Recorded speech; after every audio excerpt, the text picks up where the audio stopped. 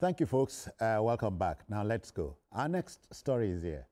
You know, for the hardworking Director General of the National Agency for Food and Drug Administration and Control, NAFDAC, Professor Mojisola Adeyeye, these are very challenging times.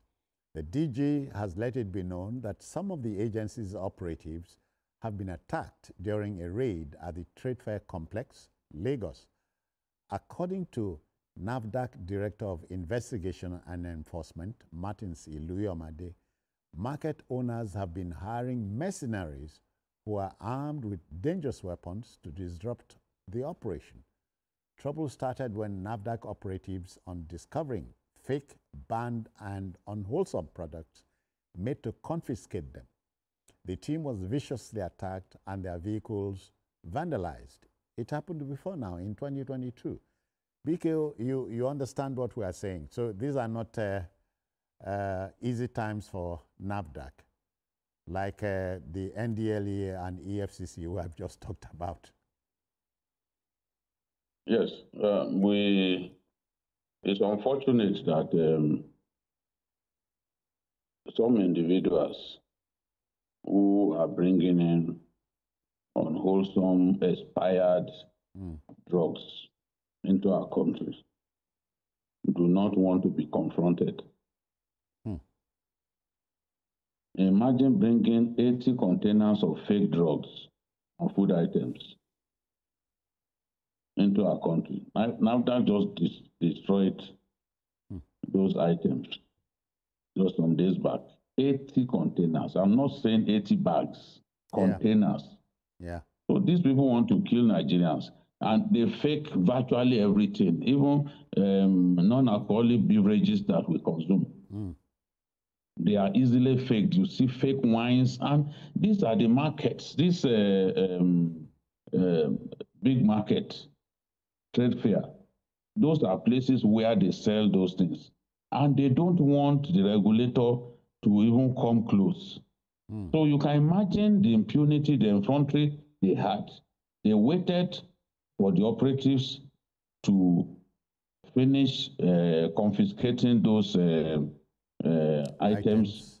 They then went and logged all the 3 exit points into the market and descended on the NAFDAC operatives. If you recall, the great Akunyili, who headed that agency, almost lost her life in Onitsha when she went to raid the market. They shot at her, but the bullet removed her headgear. So, if not for the efforts of soldiers and a handful of policemen, they will have killed these NAFDAC operatives. And it's not the first time it's happened in that market. In 2022, they did the same thing. People have long demanded that drug markets should be separate. They should not be hemmed in between other things that are sold in the market, so that it will be easy to regulate them and ensure compliance at all times. That is what NAFDAC has been preaching, that don't allow them to sell drugs. Let there be a proper drug market where, so that you know that when you are going to this place, you are dealing with people who are selling drugs alone, so that those expired drugs, banned drugs, they can easily isolate the people selling them, and it will be easier, a lot easier to enforce compliance. But in a very big, if they were to descend on that place now and say, okay, we want to lock the market because of what happened to those operatives, other people selling other things, other people who have not committed any offense, they are going to pay. Yes, so they cannot lock that market. So I've heard people suggesting that they should shut down the market. You can't do that because there are other people engaged in legitimate business outside of these people who are infringing on the law. So NAFDAC has to be backed to ensure that it continues to mop up all those substandard and fake drugs and beverages across markets, not just in Lagos and the Southeast, across markets in our country, and governors like the governor of Abia State played a key role the other day. Yeah. To send a clear message that these kind of expired drugs and all that will not be tolerated.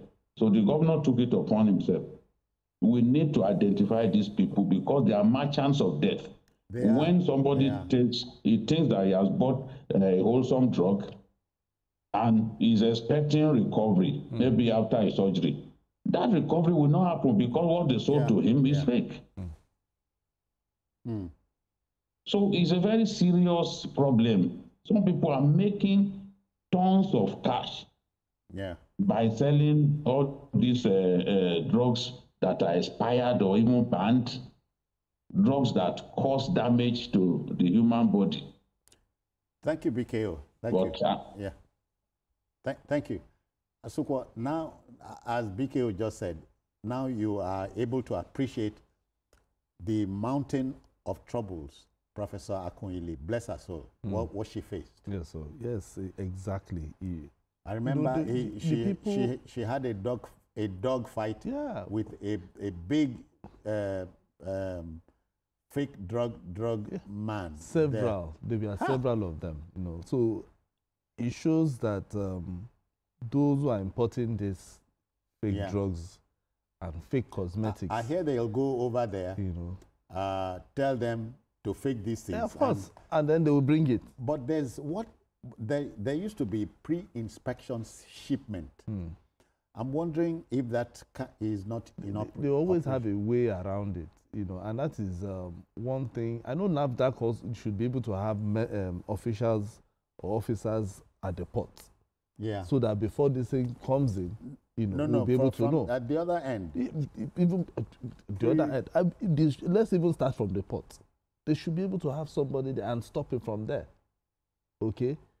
There was even an investigative story by BBC recently on fake drugs. And it exposed where the thing was coming from. These fake drugs and cosmetics, people don't know. Even the cosmetics that we use, some of them or most of them are cancerous.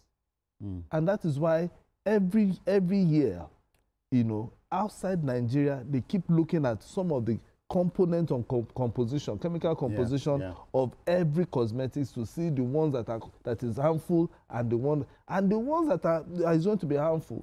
They immediately announce it and then they take it off the shelf.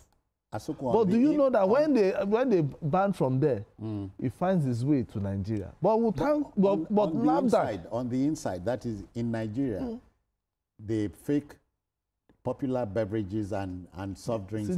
If you do not look at it, even wine, ordinary wine, if you don't look at it, if your wine is called Citizen and you don't look at it, it's Z. But when you look at it, it's S that will be there. That is a fake one. Yeah. You know, there's always something that is different from the fake.